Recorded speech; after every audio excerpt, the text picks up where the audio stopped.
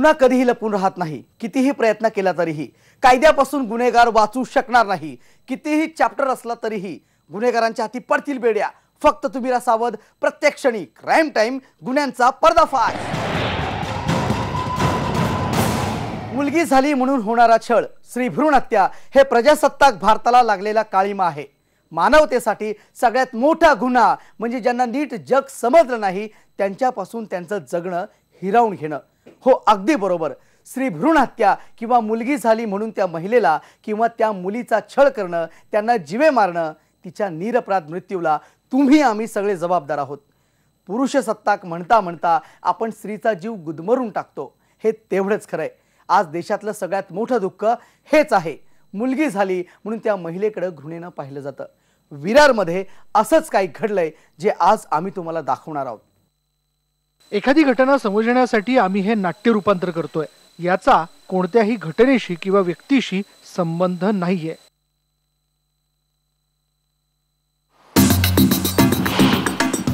देश आधुनिक होतोय. नवे तंत्रज्ञान, नव्या दिशा रोज देश देतोय आणि घेतोय पण. खूप अभिमानाच्या गोष्टी सगळ्या. पण जेव्हा समाजातल्या त्या कटू सत्याकडे लक्ष जातं तेव्हा किती दशकं आपण मागे आलोय याचा हिशोब लागत नाही. त्यात लोकांमध्ये प्रत्यक्ष अप्रत्यक्षरित्या वाढतीये ती नकोशीची भावना. वंशाला दिवा पाहिजे असं म्हणत सारेच कसं मोठ्या अंधकारात गुरफटले जात आहे हे त्यांनाही कळत नाहीये. जग बघायच्या आत त्यांना जगण्याला बंदी घातली जाते. हे सगळं किती क्रूर आहे ना. खरंच समाज या विकृतीनं अक्षरशः पोखरून निघतोय. आजची कथा ही अशीच काही आहे. विरारच्या कैलाश भांडेची.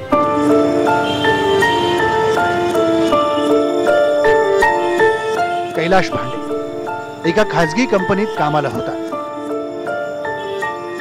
1 वर्षांपूर्वी वैष्णवीशी त्याचं लग्न झालं. वैष्णवीला दिवस गेले. आपण बाबा होणार याचा आनंद तो नेहमी बोलून दाखवायचा. पण त्याचा हट्ट हा आनंदात विरजण टाकायचा. तिला मुलगी झाली. आता मात्र कैलास बराच भडकला होता. त्याच्या पत्नीला त्याचा माथे फिरूपणा कळतच नव्हता.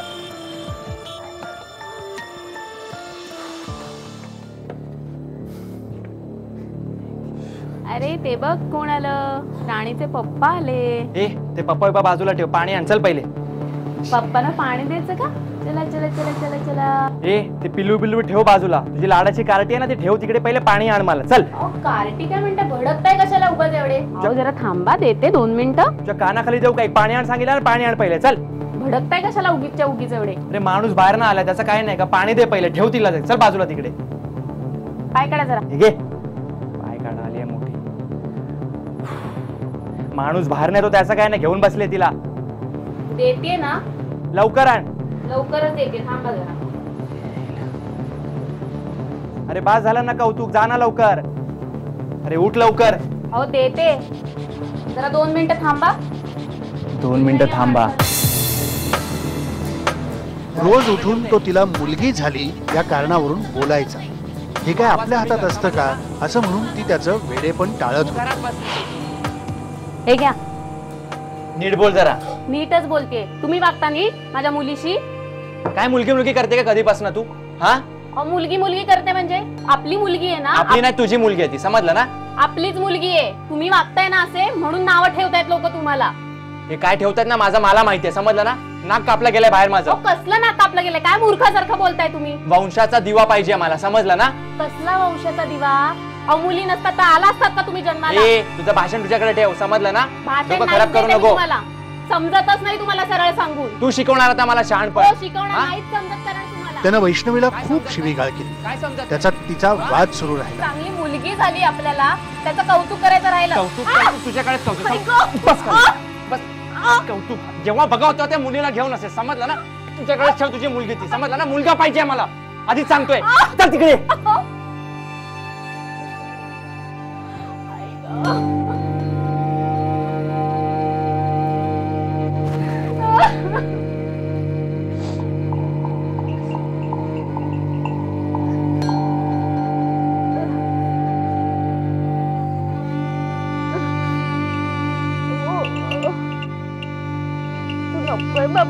बाबांना.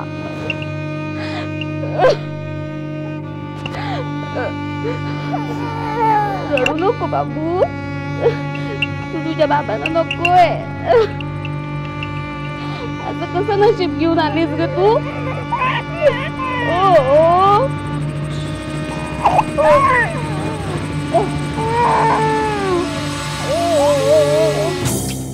बाहेर मित्रांनी किंवा नातेवाईकांनी त्याला अभिनंदन जरी केलं तरी त्याला तो अपमान वाटायचा.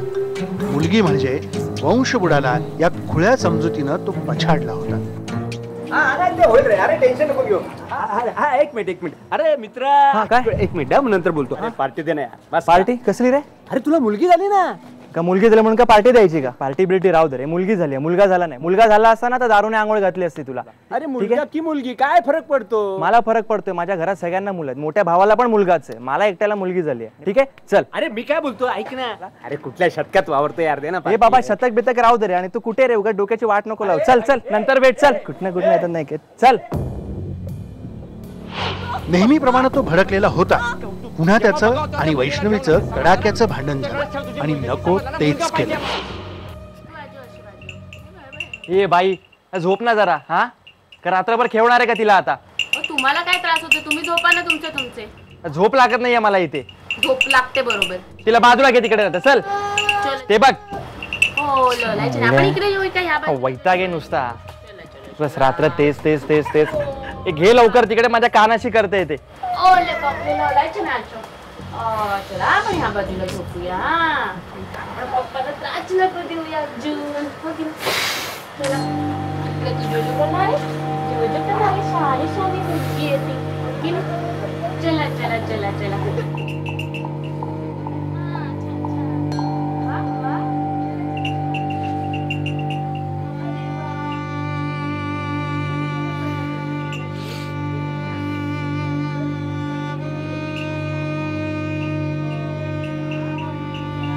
अरे बंद कर ना आवाज. झोपा. अरे झोपव ना तिला. आवाज. ए मेली काय? ये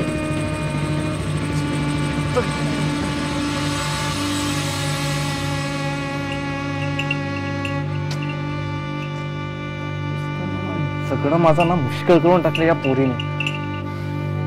ना आवाजच कानचा बंद करायला पाहिजे.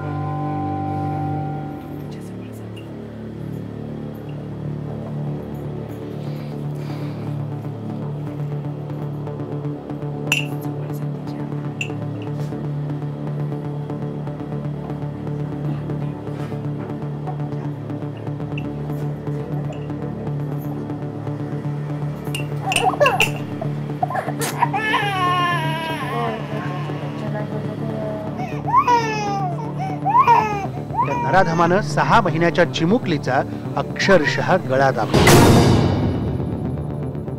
चिमुकला जीव लगेच निश्चित पडला.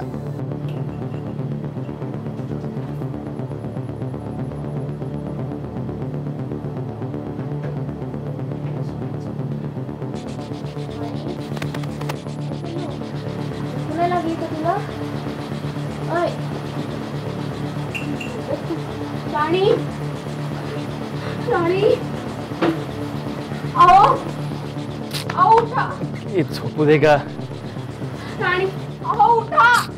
अरे झोपू दे ना गपचूप. काय विचित्र काहीतरी करते.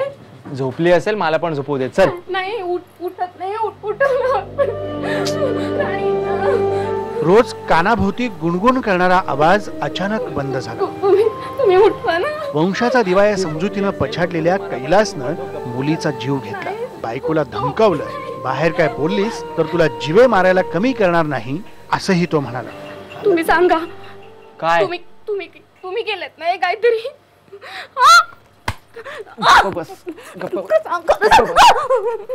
गप्पा बस. तुझा आवाज ना एकदम बंद करतो, समजलं ना? हे बघ. गप्पा बस. आवाज बंद कर. आवाज बंद कर. समजलं ना? आवाज बंद कर तुझा. आवाज बंद कर. त्या राणीला जिकडे पाठवलंय ना, तुला पण तिकडेच पाठवीन. आणि आणि खबरदार जर कोणाला बाहेर सांगितलं असतं, त्या बापाला इकडे तिकडे कोणालाही फोन करायचा नाही हा? आधीच सांगतोय, समजतंय ना? आणि याच्या पुढे जे सांगेन ना तेच करायचं, समजलं ना? तर माझ्यापेक्षा वाईट कोणी नाहीये, आधीच सांगतोय. आवाज बंद, एकदम बंद, समजलं ना? जे आपण पाहतोय ते खरंच धक्कादायक आहे. इवल्याशा जीवाला त्यानं संपवलं ते फक्त वंशाचा दिवा या खुलचट अट्टहासामुळे. इतक्यावरच तो थांबला नाही तर त्यानं हे पाप लपवण्याचा आणखी प्रयत्न केला. पण गुन्हा कधी लपून राहत नाही हेच खरं आहे. कैलाश भांडेचा भांडाफोड कुणी केला, कसा तो पोलिसांच्या ताब्यात आला हे पाहणारच आहोत. पण आता वेळ झाली आहे एका छोट्याशा ब्रेकची. ब्रेक नंतर लगेच परततोय. तुम्ही कुठेच जाऊ नका. पाहत राहा क्राईम टाइम, गुन्ह्यांचा पर्दाफाश.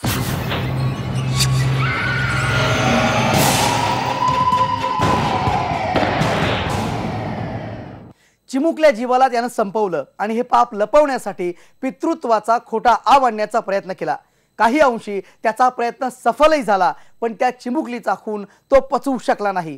कारण गुन्हेगार कितीही चॅप्टर असला तरी तो कायद्यापासून वाचू शकणार नाही हेच खरंय. चल लवकर,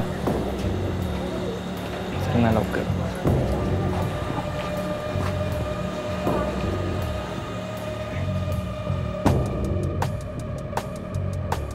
तुझी रडरड ना बंद कर, समजलं ना?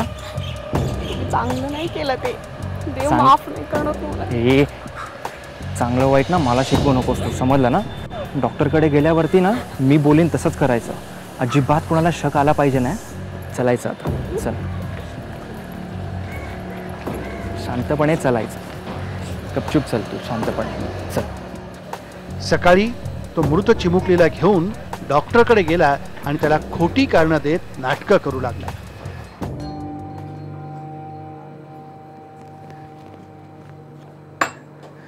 डॉक्टर साहेब, हा काय झालं? बघा ना आमच्या बाळाला काय झालं. काय झालं बाळाला? तिला रात्री ताप आला होता. तुम्ही शांत व्हा थोडं. आला होता रात्री ना, आणि सकाळी बघतो तर काही हालचालच नाहीये तिची. अच्छा अच्छा, एक काम करा, तुम्ही तिकडे ठेवा, मी चेक करतो. प्लीज ठेवा तिकडे, मी करतो चेक. शांत व्हा तुम्ही, शांत व्हा.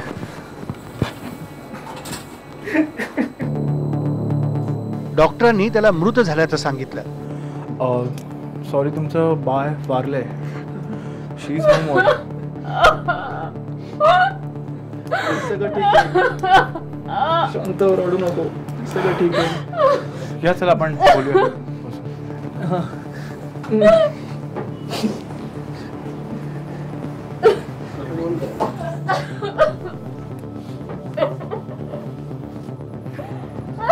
शांत व्हा तुम्ही, थोडं सांभाळा त्यांना. शांत व्हा. शांत हो ना. Death certificate. अरे असं कसं? असं मी डेथ सर्टिफिकेट देऊ शकत नाही. पोस्टमॉर्टम करावं लागेल. पोस्टमॉर्टमची आवश्यकता नाही. एक तर लहानच बाळ होतं ते. आम्ही त्याचा पण विधी वगैरे करू दोघं मिळून. हो ना? हो ना? नाही नाही नाही, पोस्टमॉर्टम तर करावंच लागेल. त्याच्याशिवाय मी तुम्हाला डेथ सर्टिफिकेट देऊ शकत नाही. नाही नाही नाही, त्याची काही आवश्यकता नाहीये. नाही, लहान तर बाळ होतं ना ते. त्याच्यात बघा नाहीची अवस्था कशी झाली रडून रडून. अजून वेळेला तुम्ही अहो पण मला पण नाही बघवणार माझ्या बाळाला तसं. त्याचा ड्रामा पाहून डॉक्टरांनाही ते खरं वाटलं. त्याला डेथ सर्टिफिकेट दिलं. ठीक आहे, मी तुम्हाला देईल, काय काळजी करू नका तुम्ही. फार आभार होतील तुमचे. हो हो, देईल मी. खूप आभार होतील. त्याच्या चेहऱ्यावर आनंद होता तो मुलगी नसल्याचा. मात्र पत्नी लहानगीच्या आठवणीमुळे रडून रडून पुरती हैराण झाली होती. तिचा चेहरा सारखा तिच्या डोळ्यासमोर दिसत होता.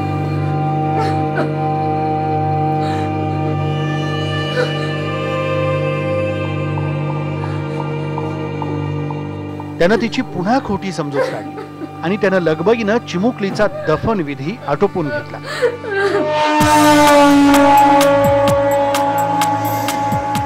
तो तिला म्हणाला, आपण गावाकडे निघून जाऊ, तिथं राहू आपण, असं सांगून त्यानं घर रिकामं केलं. तिला घेऊन तो गावाकडे निघाला.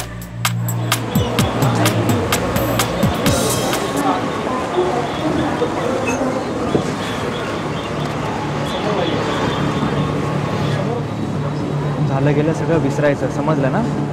आणि गावाला चाललोय आपण, तिथे कोणाला अजिबात काय सांगायचं नाही. ती आजारी होती हेच सांगायचं, समजलं? हो नाही, नीट बघ इकडे जरा, कोणाला अजिबात कळता कामा नाही, समजलं? तुम्हाला याची शिक्षा मिळाल्याशिवाय राहणारच. चर्चगेट स्टेशनवर पोहोचल्यावर तो पाणी आणण्याच्या बहाण्यानं तिथून फरार झाला. इकडेच थांब, मी जरा पाणी घेऊन येतो. ठीक आहे, आलोच मी 2 मिनिटं. हां, आलो.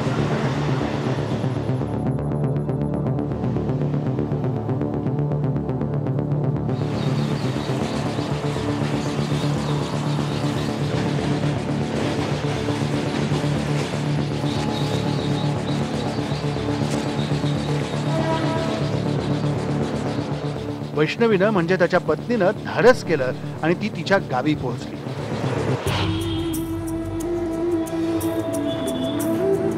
बाबा, झाला प्रकार तिनं तिच्या आईवडिलांना सांगितला. तिच्या वडिलांनी थेट विरार पोलीस ठाणं गाठलं आणि त्याला बेड्या ठोकल्या.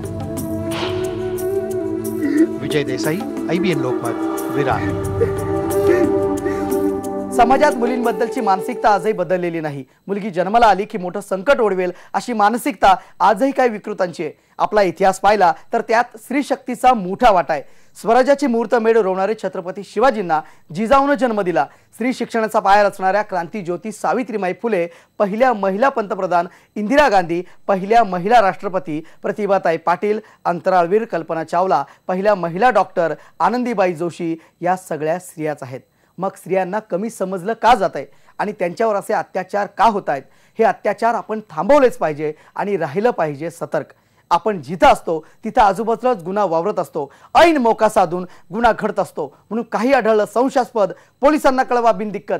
आजच्या भागात इथेच थांबतोय. सावध राहा, प्रत्यक्षाने पाहत राहा क्राईम टाईम, गुन्ह्यांचा पर्दाफाश.